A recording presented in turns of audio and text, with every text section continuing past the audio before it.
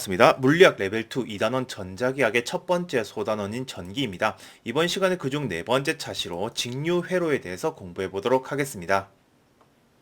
우리는 레벨 1에서 저항체의 양단에 일정한 전기장 E를 걸어주면 저항체가 가진 저항에 의해서 일정한 크기의 전류가 흐른다는 옴의 법칙을 공부했었습니다. 그리고 여기에 흐르는 전류 I는 단위 시간당 저항체의 단면적 A를 통과하는 전하량으로 정의되기 때문에 등속도 운동하는 전하량이 Q인 전하운반자의 속력을 V라고 할 때 전류의 세기는 전하운반자의 개수 밀도 N을 포함해서 이렇게 기술을 할 수 있었습니다. 이걸 벡터를 사용해서 조금만 더 정확히 표현해 볼게요. 도선의 단면적 A를 면적 벡터 A로 사용하면 단위 시간당 단면적을 수직으로 통과하는 부피는 면적 벡터의 속도를 내적해서 계산할 수 있게 됩니다. 물론 전하운반자가 저항체를 통과하는 방향은 면적 벡터 방향뿐이기 때문에 결과적으로는 스칼라 계산과 똑같죠. 이제 전하운반자가 충분히 많아서 마치 유체처럼 흐르는 상황을 생각하겠습니다. 그러면 단위 부피당 전하량을 Qn으로 쓰는 것보다 연속 변수인 전하 밀도를 사용하는 것이 좋겠죠. 여기서 전하 밀도와 속도 벡터의 곱을 전류 밀도로 정의할 수 있습니다. 전류 밀도의 단위는 암페어 퍼 제곱미터가 되고 단위 시간당 단위 면적을 통과하는 전하량이라는 의미가 되겠죠. 이 전류 밀도에 면적 벡터를 내적해서 단위 시간당 해당 면적을 통과하는 전하량을 전류로 쓸 수 있는 거죠. 사실 이 전류 밀도 개념이 전하의 흐름을 가장 본질적으로 설명해주는 벡터 물리량이기 때문에 앞으로 많이 사용하게 될 겁니다. 그리고 우리가 레벨 1 때부터 사용했던 전류 I는 정확히는 면적 벡터 방향을 따라 흐르는 선전류가 됩니다. 원래 전류 흐름이라는 건 당연히 흐름의 3차원적 방향이 존재하기 때문에 벡터 물리량이 되어야 하는데요. 바로 전류 밀도 벡터가 그 역할을 하고 있는 겁니다. 그리고 회로를 따라서 1차원으로 흐르는 전류는 면적 벡터의 방향이 전류 흐름의 방향이 되도록 스칼라 물리량으로 사용하는 겁니다. 그러니까 선전류 I는 스칼라 물리량이긴 하지만 회로의 단면 방향을 향한다는 의미가 포함되어 있는 거죠. 이제 이 옴의 법칙도 벡터를 사용해서 좀 더 정확히 표현해 보겠습니다. 일단 저항체를 가로지르는 방향의 길이를 L 벡터로 두면 저항체 양단에 걸린 전압은 전기장과 길이 벡터의 내적으로 쓸 수 있습니다. 그리고 전류 I는 전류 밀도와 면적 벡터의 내적으로 쓸 수 있겠죠. 그리고 저항체의 저항은 비저항을 사용해서 표현할 수 있었습니다. 여기서 L 벡터와 A 벡터의 방향은 같기 때문에 이 식들을 옴의 법칙에 대입해서 길이와 면적을 소거하면 이런 벡터 관계식을 얻을 수 있게 됩니다. 또는 저항을 결정하는 비저항 대신에 이것의 역수인 전기 전도도 개념을 사용한다면 이렇게 표현할 수도 있겠죠. 이 식이 옴의 법칙의 벡터 형식이 됩니다. 옴의 법칙의 스칼라 형태는 기하학적 요소가 포함된 저항이라는 개념을 사용해서 좀 더 쉽게 표현한 식이지만 벡터 형식은 저항체 전기장이 걸리면 전류 밀도가 물질의 특성인 전도도에 비례해서 결정된다는 좀 더 미시적이고 본질적인 표현이 되겠죠. 이제 본격적으로 회로 분석의 기초인 키르요프 법칙을 공부하겠습니다. 먼저 한 점에서 4개의 도선이 결합된 회로를 생각할게요. 그리고 왼쪽 길에서 전류 I1이 도선이 갈라지는 점인 분기점으로 들어온다고 해보겠습니다. 전류는 단위 시간당 도선의 단면을 통과하는 전하량이기 때문에 특별히 분기점에 전하가 쌓이고 있는 게 아니라면 분기점으로 들어온 전류 I1만큼 다른 도선을 통해서 외부로 나가야 하죠. 만약에 각 도선으로 나가는 전류를 I2, I3, I4로 두면 분기점에서 나가는 전류의 총합이 들어온 전류 I1과 같아야 합니다. 회로 전체의 전하량이 보존된다는 어쩌면 당연한 이 규칙은 1845년에 구스타프 로버트 키르요프가 처음으로 기술했기 때문에 우리는 이걸 키르요프 전류법칙 혹은 키르요프 1법칙이라 부릅니다. 물론 법칙의 의미를 강조하기 위해서 분기점의 법칙이라 부르기도 하죠. 1법칙을 수식으로 표현할 때는 분기점으로부터 전류의 방향을 한쪽 방향으로 모두 맞춰놓고 전류의 서메이션이 0이라고 하면 깔끔하죠. 물론 들어오는 방향으로 맞춰도 마찬가지고요. 이번에는 한 도선의 끝에 평행판 축전기를 연결해 보겠습니다. 축전기는 전하를 모으는 장치이기 때문에 극판에 전하가 쌓일 수 있죠. 전류가 들어오는 극판의 전하량을 Q로 두고 도선에 흐르는 전류를 I라고 하면 전류라는 것이 단위 시간당 도선을 통해서 흐르는 전하량이기 때문에 미소 시간 dt 동안 도선을 통해서 들어오는 미소 전하량 dq는 I dt로 쓸 수 있습니다. 따라서 축전기에 저장된 전하량의 시간에 대한 도함수가 해당 회로에 흐르는 전류가 되는 거죠. 그런데 축전기는 한쪽 극판에 Q의 전하량이 채워지면 반대쪽 극판에는 마이너스 Q의 전하량이 채워지는 회로 소자기 때문에 반대쪽 극판에 연결된 도선으로 I의 전류가 빠져나가게 됩니다. 따라서 축전기에 흐르는 전류를 기술할 때는 전류가 흐를 수 있는 선이 분명히 끊겨 있지만 축전기를 관통해서 전류 I가 흐른다고 기술해도 됩니다. 물론 전류를 이렇게 다뤄도 되는 수학적인 이유는 레벨 3에서 분석하게 될 겁니다. 이제 꽤나 복잡한 회로도를 생각하겠습니다. 일단 모든 분기점에서 나가는 전류의 합이 0이 되도록 모든 회로에서 적절한 크기와 방향의 전류가 있을 수 있습니다. 여기서 한 가지 더 중요한 법칙이 있는데요. 전위는 단위 전하당 전기 포텐셜 에너지이기 때문에 위치에 관한 함수입니다. 그리고 옴의 법칙에 의해서 전류가 흐르는 방향이 전기장의 방향이고 곧 전위가 낮아지는 방향이죠. 일단 오각형 내부의 분기점만 생각해 보겠습니다. 이 분기점 중에서는 모든 전류가 모이게 되는 가장 아래쪽 분기점이 전위가 가장 낮은 지점이 되겠죠. 그리고 모든 전류가 나가게 되는 가장 오른쪽 분기점이 전위가 가장 높은 지점이 됩니다.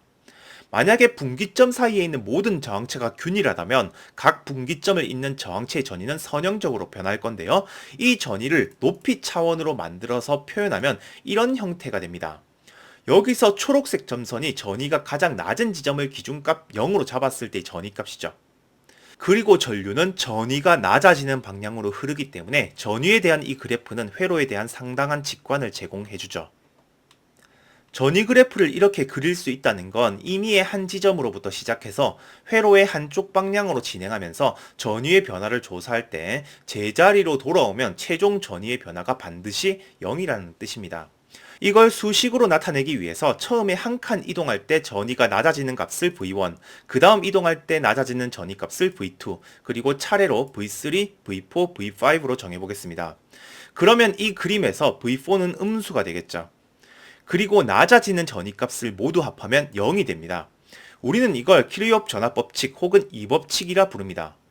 이건 정상 상태의 전류가 흐르는 회로에서 어떤 폐회로를 잡아도 성립하기 때문에 법칙의 의미를 강조하기 위해서 폐회로의 법칙이라 부르기도 하죠. 먼저 레벨 1 때 다뤘던 복합적 회로를 키르요프 법칙을 사용해서 분석해 보겠습니다. 전지의 기전력은 6V, 저항체의 저항은 계산하기 쉽게 이렇게 두겠습니다. 이 회로의 분기점은 두 지점이고 분기점을 기준으로 도선이 흐르는 전류를 I1, I2, I3로 지정하겠습니다. 3개의 전류만 지정하면 모든 분기점에서의 전류를 기술할 수 있죠. 그리고 1법칙인 전류법칙에 의해서 새 전류는 이런 구속 조건을 가지게 됩니다. 그러면 2개의 전류만 독립적인 미지수가 되기 때문에 최소한 전류에 대한 2개의 관계식을 세워야 하는데요. 폐회로 하나당 하나의 식을 세울 수 있기 때문에 최소 2개의 폐회로를 잡아야 하죠. 먼저 이런 폐회로를 잡아 볼게요. 그리고 이 지점을 시작점으로 해서 시계 방향으로 움직이면서 전위의 변화를 따져보겠습니다. 먼저 이렇게 전지를 지나면서 6V 상승하고요. 이렇게 저항체를 지나면서 I1 곱하기 4옴만큼 감소하게 됩니다. 전류의 방향이 오른쪽이니까요. 그리고 마지막 저항체를 지나면서 I2 곱하기 3옴만큼 감소하게 되죠. 이제 제자리에 왔기 때문에 총 전위의 변화는 0이 된다는 것이 바로 이 법칙인 전압 법칙입니다. 이 폐회로와 다른 독립적인 회로는 이렇게 잡을 수 있는데요. 이번에는 이 지점을 시작으로 해서 시계 방향으로 진행하면서 이 법칙을 적용하면 이런 식을 세울 수 있게 됩니다. 이제 이 세 개의 식을 연립하면 레벨 1에서 계산했던 결과랑 같은 결과를 얻을 수 있죠. 이번에는 조금 복잡한 회로를 분석해 보겠습니다. 각 전지의 전압과 저항체의 저항을 모두 문자로 나타낼게요. 먼저 각 저항체에 흐르는 전류를 저항체와 똑같은 첨자의 전류로 나타내겠습니다. 여기서 전류의 방향은 아무렇게나 잡으면 됩니다. 만약에 최종 전류의 계산이 음이라면 전류의 방향은 지금 잡은 방향과 반대 방향으로 흐른다는 뜻일 거니까요. 먼저 가운데 분기점에서 전류 법칙을 쓰면 I1 플러스 I2 마이너스 I4가 0이 되고 아래쪽 분기점에서 전류 법칙을 쓰면 I3 플러스 I5 마이너스 I2가 0이 됩니다. 그리고 다른 분기점들은 이 두 식과 독립적이지 않기 때문에 쓸 필요는 없습니다. 그러면 독립적인 전류 미지수는 3개이기 때문에 3개의 폐회로를 잡아서 전압법칙을 적용하면 되겠죠. 먼저 왼쪽 위 가장 작은 회로를 잡아서 전지의 바로 오른쪽 지점을 기준으로 반시계 방향으로 전위의 증감을 따져 보겠습니다. 그러면 차례로 V1-I1R1-I4R4가 0이 되죠. 그 다음 왼쪽 아래 작은 회로를 잡고 전지 바로 아래 지점을 기준으로 시계 방향으로 전위의 증감을 따져보면 V2-I1R1 플러스 I2R2 플러스 I3R3가 0이 됩니다. 여기서 플러스 부호는 지금 잡은 전류 방향의 반대 방향으로 저항을 지나기 때문에 전류가 양수라면 전위가 증가한다는 뜻입니다. 물론 전류가 음수라면 전위가 낮아진다는 뜻이 되기 때문에 식 자체는 완벽하죠. 이번에는 오른쪽 회로를 잡아서 전지의 바로 윗부분을 기준으로 시계 방향으로 전위의 변화를 따져보면 이렇게 되죠. 이제 다른 회로에서 전압 법칙을 적용해봤자 이 세 개의 식과 독립적이지 않기 때문에 더 이상 따져볼 필요는 없습니다. 이제 우리는 이 5개의 식을 연립해서 전류에 대한 완전한 해를 얻을 수 있습니다. 결과는 너무 복잡하니까 풀진 않겠습니다. 이번에는 전력도 계산해 보겠습니다. 먼저 기전력이 V1인 전지에 흐르는 전류는 I4-I5라 해도 되고 I1 플러스 I3라 해도 됩니다. 그리고 나머지 전지에는 I3 전류와 I5 전류가 흐르죠. 그러면 각 전지가 회로에 공급하는 전력을 이렇게 계산할 수 있습니다. 여기서 V2 전지에 흐르는 전류는 전력을 공급하는 방향의 반대로 전류가 흐르기 때문에 음수로 표현했습니다. 따라서 모든 전지가 회로 전체에 공급하는 총 전력은 각 전지가 공급하는 전력을 합산하면 되겠죠. 그리고 각 저항에서 소비하는 전력을 모두 합하면 총 소비 전력이 됩니다. 저항에서 소비하는 전력은 전류 방향에 관계없이 무조건 양수로 합하면 되죠. 그리고 앞에서 구한 전류의 결과를 대입해보면 저항체에서 소비하는 총 전력이 전지가 공급하는 총 전력과 같다는 걸 알 수 있습니다. 물론 여기서 계산은 안 할 거고요. 이제 이전 차시에서 공부했던 축전기 회로도 분석해봐야겠죠? 그런데 이전 차시에서처럼 전지와 축전기만 존재하는 회로도는 축전기의 양극판의 전위차가 전지의 전위차로 고정되기 때문에 충전 과정, 즉 전류가 흐르는 과정을 다룰 수는 없습니다. 따라서 이전 차시에서는 축전기의 전하량이 완전히 충전된 상황만 다뤘던 거죠. 이제 우리는 축전기 회로에도 전류가 흐르는 상황을 다루기 위해서 축전기와 저항체가 같이 연결된 RC 회로를 분석하겠습니다. 이제 축전기에도 전류 I가 흐르는 상황으로 분석할 수 있게 되는데요. 여기서도 키르이오프 법칙을 적용해보면 분기점이 없기 때문에 저항에 흐르는 전류랑 축전기에 흐르는 전류는 같고 두 소자에 걸리는 전압은 전체 전압 V가 나눠 걸리게 됩니다. 그러면 저항에 걸리는 전압은 옴의 법칙에 의해서 IR로 결정될 건데요. 축전기에 걸리는 전압은 충전된 전하량 Q가 결정할 거기 때문에 축전기에 흐르는 전류와 충전된 전하량 사이의 관계식을 사용해야 합니다. 그러면 이 식을 전압 법칙에 적용할 때 전하량에 대한 식으로 정리할 수 있게 되죠. 이 1차 미분방정식을 풀려면 시간과 전하량을 변수 분리해서 양변을 적분하면 되는데요. 적분상수는 시간이 0일 때 충전된 전하량이 0이 되도록 정하고 임의의 시간 t일 때 전하량이 q가 되도록 적분 변수를 프라임으로 처리했습니다. 이 적분을 실행하면 시간 t에 따라서 축전기에 저장된 전하량 q를 얻을 수 있습니다. 그리고 전하량 q를 시간에 대해서 미분하면 회로에 흐르는 전류도 계산할 수 있게 되죠. 이 결과를 그래프로 그려보면 축전기에 저장된 전하량 Q는 시간에 따라서 전하량이 CV인 점근선으로 지수적으로 접근하게 되고 회로에 흐르는 전류 I는 시간에 따라서 전류가 0인 점근선으로 지수적으로 접근하게 됩니다. 처음 순간의 전류는 R분의 V가 되죠. 즉 처음 순간에는 축전기에 저장된 전하량이 0이기 때문에 축전기의 전압이 전혀 안 걸리게 되고 해당 전압 V는 전부 저항에 걸리기 때문에 회로에는 R분의 V만큼의 전류가 흐르게 되는 거죠. 즉 직류 회로에서 축전기는 처음에는 회로에 없는 상태로 취급되는 겁니다. 그런데 전류가 흐르기 때문에 시간이 지날수록 축전기에 충전되는 전하량이 늘어나게 되고 그만큼의 전압이 축전기에 나눠 걸리기 때문에 저항체를 통해서 흐르는 전류가 줄어들게 되는 거죠. 그리고 전류가 줄어들기 때문에 축전기에 저장된 전하량이 증가하는 속도가 더 줄어들게 되고 충전되는 속도가 줄어들더라도 충전된 양은 증가하기 때문에 전류는 계속 줄어들게 됩니다. 결국엔 수학적으로 무한한 시간이 지나면 축전기에는 CV만큼의 전하량이 완전히 충전되면서 전지가 만드는 전압을 완전히 축전기가 받게 되고 저항에는 전압이 하나도 안 걸리기 때문에 회로에 흐르는 전류는 0이 되는 거죠. 즉 충분한 시간이 지나면 축전기가 있는 곳은 끊어진 회로처럼 작동하게 됩니다. 그런데 수학적으로 무한한 시간이 지나는 것은 지금처럼 이상적인 상황에서나 의미 있는 거고요. 실제 상황에서는 축전기가 충분히 충전되는 데 걸린 시간을 적당히 정해야 하는데요. 충전 시간을 결정하는 건 바로 지수에 붙어 있는 RC 값이죠. 우리는 이 RC 값을 축전기의 타임 컨스턴트, 시간 상수라 부르는데요. 이 값은 축전기에 흐르는 전류가 자연 상수배 감소하는 데 걸리는 시간이 됩니다. 즉 시간 상수가 클수록 충전 시간이 커지기 때문에 충전 시간의 척도가 되는 거죠.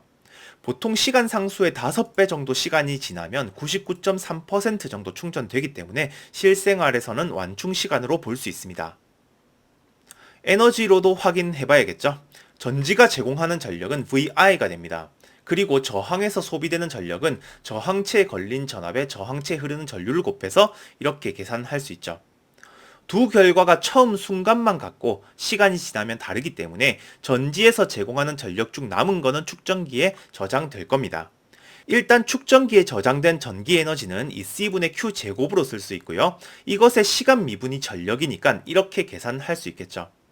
이걸로 전지에서 제공되는 전력이 일부는 저항에서 소비되고 나머지는 축전기에 저장된다는 걸 알 수 있습니다. 만약에 완전히 충전될 때까지 총 에너지를 비교해야 한다면 각 전력을 양수 시간에 대해서 적분하면 됩니다.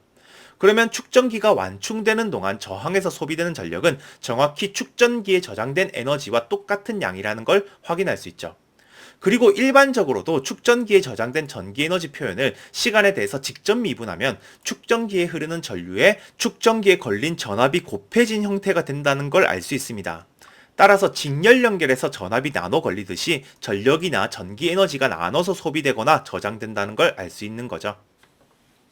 이제 복잡한 RC 회로 분석도 연습해봐야겠죠. 너무 복잡하면 수학 계산이 힘들어지니까 계산이 좀 쉽게 되게끔 축전기의 전기 용량을 C로 동일하게 두고 저항체들의 저항도 R로 동일하게 두겠습니다. 그리고 전지의 기전력도 V로 똑같이 걸어줄게요. 그러면 이 회로를 풀기 위해서 분기점을 기준으로 전류를 잡아볼 건데요. 여기서는 독립적인 전류 2개만 지정하면 분기점을 지나는 나머지 전류를 기술할 수 있습니다. 미리 전류 법칙을 적용해버리는 거죠. 회로를 많이 다루다 보면 변수를 쉽게 잡는 요령이 조금씩 생깁니다. 이제 축전기에 저장되는 전하량을 왼쪽부터 차례로 Q1, Q2로 두면 전하량의 시간 미분을 축전기에 흐르는 전류로 둘 수 있게 되고 위아래 작은 폐회로에 전압 법칙을 적용해서 2개의 식을 세울 수 있습니다. 전압 법칙을 얻은 식에 전류와 전하량 관계식을 대입해서 전하량에 관한 식으로 정리할 수 있는데요. 1차 미분 방정식의 변수가 서로 결합되어 있어서 우리는 연립 1차 미분 방정식을 계산해야 합니다. 이게 연립되어 있는 이유는 가운데 있는 축전기가 각각의 회로에 흐르는 전류 I1과 I2를 결합시키고 있기 때문이죠. 이런 식은 보통 이렇게 행렬로 표현하면 그 의미가 더 잘 보이게 되죠. 두 식이 결합된 부분은 행렬의 비대각 성분 때문이니까요. 레벨 2에서 이 연립 1차 미분 방정식 또는 행렬 방정식을 푸는 건 좀 과하기 때문에 푸는 과정은 생략하겠습니다. 결과가 생각보다 좀 복잡하거든요. 대신에 초기 상태에 충전된 전하가 없다는 조건을 두고 결과만 그래프로 그려보면 Q1 전하량은 충분한 시간이 지났을 때 CV만큼의 전하가 충전되지만 Q2의 전하량은 충분한 시간이 지났을 때 다시 방전되는 그래프가 그려집니다.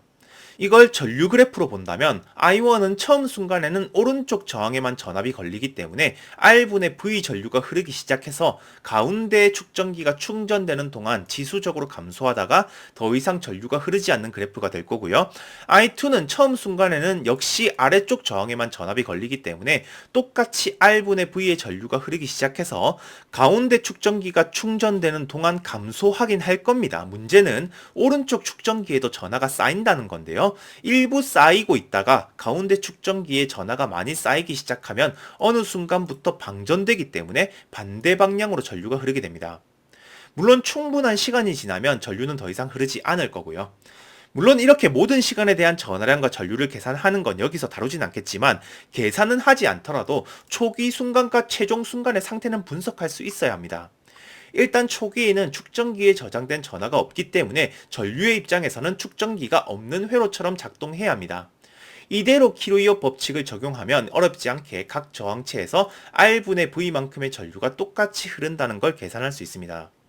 그리고 충분한 시간이 지나면 축전기를 통과하는 전류가 없어야 하기 때문에 축전기는 끊긴 회로로 작동하게 됩니다. 그러면 지금 회로에서는 모든 저항체에 걸리는 전압이 0이 되기 때문에 저항체 없이 완충된 축전기의 회로 분석만 하면 되는 거죠. 먼저 위쪽 회로의 전압 법칙을 적용해보면 축전기에는 전지의 전압 V가 모두 걸려야 하니까 CV만큼의 전하량이 쌓여야 한다는 걸 알 수 있습니다. 그리고 아래쪽 회로의 전압 법칙을 적용해보면 전지의 전압이 가운데 축전기에 전부 걸려야 하기 때문에 오른쪽 축전기에 걸리는 전압이 0이 되어야 하죠. 따라서 오른쪽 축전기에 저장된 전하량이 0이 되는 거죠. 그래서 가운데 축전기에 전하가 쌓이는 동안에는 오른쪽 축전기에도 전하가 같이 쌓일 수 있겠지만 최종적으로는 전부 방전이 되어야 하는 거죠. 마지막으로 축전기만으로 복잡하게 연결된 회로 분석을 연습해 보겠습니다. 여기서도 축전기의 전기 용량은 C로 똑같이 두겠습니다. 대신에 전지의 기전력은 다르게 써볼게요. 저항체가 없기 때문에 지금은 전류가 흐르는 상황을 생각할 수는 없습니다. 대신에 각 축전기에 대전되는 전하를 Q1부터 Q4까지 잡을 건데요. 전류의 방향을 정한 게 아니기 때문에 어떤 극판을 플러스로 잡을지를 분명하게 정해야 합니다. 여기서는 전하량을 표시한 곳을 플러스로 생각하는 거죠. 물론 Q가 음수면 반대로 충전되는 겁니다. 전류가 흐르지 않는 상황이긴 하지만 전류 법칙을 쓰기 위해서 지금 잡은 전하량의 시간 미분이 양수가 되는 전류를 생각하겠습니다. 수학적으로는 이런 전류가 0이 되는 극한의 상황인 거죠. 여기에 전류 법칙을 적용하면 이렇게 되고요. 이걸 시간에 대해서 적분하면 각 축전기에 저장된 전하량 사이의 관계를 알 수 있습니다. 이제 왼쪽 위에 폐회로를 잡아서 전지의 바로 오른쪽 지점부터 전압 법칙을 적용하면 V1-C분의 Q1-C분의 Q4가 됩니다. Q가 양수면 축전기를 지나면서 전위는 계속 작아질 거니까요. 그 다음 왼쪽 아래 폐회로를 잡아서 전압 법칙을 적용하고 마찬가지로 오른쪽 폐회로를 잡아서 전압 법칙을 적용할 수 있습니다. 이제 이 4개의 식을 연립하면 각 축전기에 대전된 전하량을 전부 구할 수 있죠. 정리하겠습니다. 우리가 중학교 때부터 사용했던 전류 I는 사실 1차원으로 흐르는 선전류를 의미했었고요. 이건 3차원적으로 흐르는 전류 밀도 벡터에 도선 단면의 면적 벡터를 내적한 양이었습니다. 따라서 선전류는 스칼라량이지만 도선 단면을 수직으로 지나는 양을 의미하기 때문에 도선 방향으로 흐른다는 방향성을 내포하고 있었죠. 그리고 키르옙 1법칙은 회로의 모든 지점에서 전하량이 보존되어야 하기 때문에 회로의 모든 분기점에서 나가는 전류의 총합이 0이 되어야 한다는 법칙이었습니다. 특히 축전기의 상황으로 확장하면 전류가 흐르는 만큼 저장된 전하량이 시간에 따라 증가하죠. 그리고 키르옙 2법칙은 옴의 법칙에 따라서 전류 방향으로 전기장이 형성되어 있기 때문에 전기 소자를 지날 때마다 전위의 변화가 생기겠지만 전위 자체는 위치 함수이기 때문에 폐회로를 따라서 제자리로 오기만 하면 모든 전위 변화의 합이 0이 되어야 한다는 법칙이었습니다. 이렇게 정상 전류, 즉 회로에 일정한 전류가 흐른다면 우리는 키르옙 법칙을 사용해서 복잡한 회로도 분석할 수 있었습니다. 이번 시간은 여기까지 공부하겠습니다. 감사합니다.